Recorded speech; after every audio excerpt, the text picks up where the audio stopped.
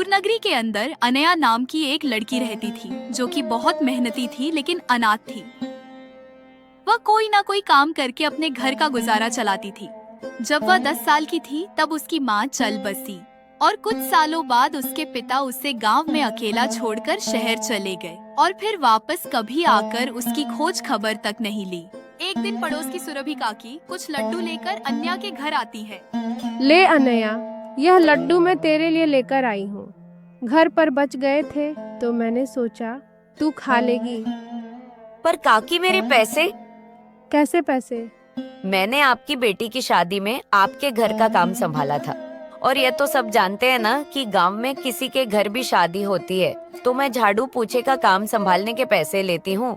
तू तो जानती है मेरे पास कोई पैसे नहीं है। पैसों के बदले ये लड्डू ले ले। सुरभि काकी यह बोलकर वहाँ से चली जाती है। अनया कुछ भी कह नहीं पाती और बस अपनी किस्मत पर गुस्सा करती है। वह सोचती है, यह सब मेरे साथ ही क्यों हो रहा है? ऊपर वाले को मेरी हालत पर बिल्कुल भी तरस नहीं आता। पहले तो तूने मेरी माँ मुझसे छीन ली, फिर मेरा बाप भी मुझे छोड़कर चला गया और अब पड़ोसी भी ऐसे हैं। अनया खुद गुस्सा होकर शांत हो जाती है और अपने गुजारे के लिए अब सुभाष सेठ के खेत पर काम करने लगती है जो उस पर बुरी नजर रखता है। सच कहूँ तो अनया, तुझे इतना काम करते देख मुझे बड़ा दुख होता है। अभी भी समझा रहा हूँ, ब्याह कर ले मुझसे, फिर हाथ में बीच नहीं नोटों की गड्डियाँ होंगी। सेठ जी, आपने वो आज का समाचार सुना? पड़ोस के सत्यपुर में एक किसान की बेटी को एक जमींदार परेशान करता था।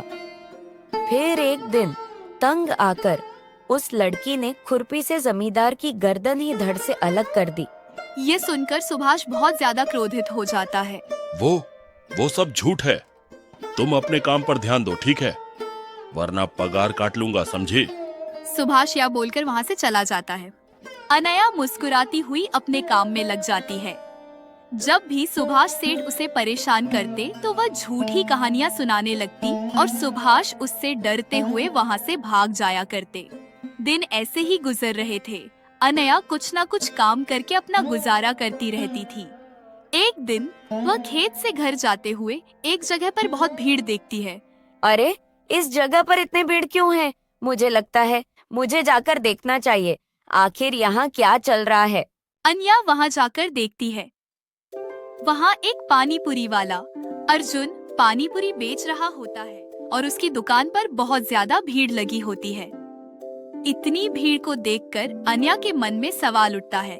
अरे, ऐसे भी कौन सी पानीपुरी दे रहा है जिसके लिए पूरे गांव वाले ने इतनी भीड़ लगा रखी है? औरतें तो छोड़ो, आदमी भी दुकान पर खड़े होकर पानीपुरी खा रहे हैं। मुझे भी ये पानीपुरी खाकर देखनी चाहिए। आखिर ऐसा क्या है इसकी पानीपुरी में? अनया अपनी जेब टटोलती है और पाती है कि उसके पास मात्र 10 रुपए है। मैं एक काम करती हूँ, 10 की पानीपुरी खा लेती हूँ। आखिर पता तो चले कि इस पानीपुरी में ऐसा क्या है जिसके लिए गांव वालों ने इसकी दुकान पर जमावड़ा लगा रखा है। अनया भी यह कहकर उस भीड़ में शामिल हो जाती है और पानीपुरी का इंतजार करती है। लेकिन जैसे ही उसका नंबर आता है, पानीपुरी वाला अर्जुन बोलता है, अरे माफ करना, पानीपुरी तो खत्म हो गई है। कोई बात नहीं, मैं फिर कभी यहाँ आऊंगा तो सबसे पहले तुम्हें ही पानीपुरी खिलाऊंगा, ठीक है? खत्म हो गई? ऐसे कैसे खत्म हो गई? अरे, ऐसा भी क्या बेच रहे हो तुम पानीपुरी में मिलाकर, जो पूरा गांव तुम्हारी पानीपुरी पर टूट पड़ा है? मैं तुम्हें ऐसे तो नहीं बता सकता। जब मैं अगली बार पानीपुरी दोबारा लेकर आऊंगा तब तुम खुद खाकर देख लेना, ठीक है? अर्जुन यह बोलकर अपना ठेला लेकर वहाँ से चला जाता है। अर्जुन के जाने के बाद अनया बड़बड़ाकर अपने घर की ओर चल पड़ती है। अपने घर जाकर वह खुद से बोलती है, आखिर क्या है ऐसा उस पानीपुरी वाले की पानीपुरी में जिसमें पूरा गांव उसकी पानीपुरी के पीछे इतना पागल है? कितनी भीड़ लगा रखी है। मैंने तो आज तक इतनी भीड़ किसी पानीपुरी वाले की दुकान पर नहीं देखी। अब तो कल उसकी पानीपुरी खाकर देखूंगी, तभी मुझे पता चलेगा। अनया यह बोलकर सो जाती है, लेकिन उसके दिमाग में पानीपुरी का ही ख्याल सताता रहता है। वह सपने में भी खुद को पानीपुरी खाते हुए देखती है। कुछ दिन बीतते हैं। इसके बाद अर्जुन पानीपुरी वाला गांव में दोबारा आता है। अपने वादे को निभाते हुए वह सबसे पहले अनया को पानीपुरी खिलाता है। पानीपुरी खाकर अनया बोलती है, यह तो सच्ची बहुत स्वादिष्ट है। खाने के बाद अनया अपने घर की तरफ बढ़ते हुए खुद से कहती है, मानना पड़ेगा, पानीपुरी तो बहुत स्वादिष्ट थी। गांव वालों को पसंद भी आ रही है, लेकिन ऐसी पानीपुरी तो मैं भी बना सकती हूँ। मैंने आज तक गांव की कई शादियों में तरह तरह के पकवान बनाए हैं, तो यह पानीपुरी किस मर्ज की दवा है? अब अनया सुभाष सेठ के घर पर उनके घर का काम करने के लिए जाती है। जैसे ही सुभाष सेठ थोड़ा इधर उधर होते हैं, अनया चुपके से उनका मोबाइल उठाती है और उसमें पानीपुरी बनाने की विधि देखने लगती है और फिर बोलती है, सोच अन्या, तेरी कितनी अच्छी कमाई होगी पानीपुरी बेच के। जमीन पर रहने वाले लोग आसमान में उड़ने का सपना नहीं देखा करते। तू पानीपुरी बेचेगी? तेरी शक्ल देखी है। तू हमेशा दूसरों के यहाँ काम करने के लिए पैदा हुई है, आई बड़ी पानीपुरी बेचने वाली। ऐसा मत कहो सेठ, इंसान चाहे तो क्या नहीं कर सकता। अनया अपने घर लौट आती है। वह ठान चुकी थी कि वह अपने जीवन में कुछ करके दिखाएगी। उसने अपनी शादी के लिए कुछ पैसे खुद ही जोड़े थे, क्योंकि वह अनाथ थी और उसका भविष्य सोचने वाला कोई नहीं था। वह पैसों से पानीपुरी का ठेला लगाती है। उसकी दुकान पर एक छोटी सी बच्ची आती है। दीदी दीदी पानीपुरी खिलाओ ना। अभी देती हूँ, रुको बेटा। जैसे ही अनया बच्ची को पानीपुरी देती है, बच्ची को उसमें बहुत मिर्ची लग जाती है। इसमें तो बहुत मिर्ची है, मैं इसे नहीं खा सकती दीदी। आप भी गंदे हो और आपकी पानीपुरी तो बहुत ही गंदी है। बच्ची यह बोलकर रोते हुए चली जाती है। ऐसे ही दिन बीतते हैं। कभी कोई पानीपुरी के पानी को ज्यादा मिर्ची वाला कहता तो कोई ज्यादा मीठा। इन सब चीजों से वह बहुत परेशान हो जाती है और घर में अकेली बैठकर यह सब सोच रही होती है। तभी वहाँ सुरभि एक बर्तन में कुछ खाने को लेकर आती है। ले अनया, तेरे लिए हलवा लेकर आई हूँ। वो क्या है ना, थोड़ा हलवा बचा था, फेंकने में जाएगा तो क्यों ना तुझे दे दूँ। तूने मुझसे पैसे ना लेकर मुझ पर कितना बड़ा एहसान किया था। आप तो ऐसे बोल रही हो सुरभि काकी, जैसे मैं पैसे मांगती और आप दे देती। यह सब छोड़ो, मुझे हलवा दो, बहुत भूख लगी है। अनया जैसे ही हलवा खाकर देखती है तो वह फीका होता है।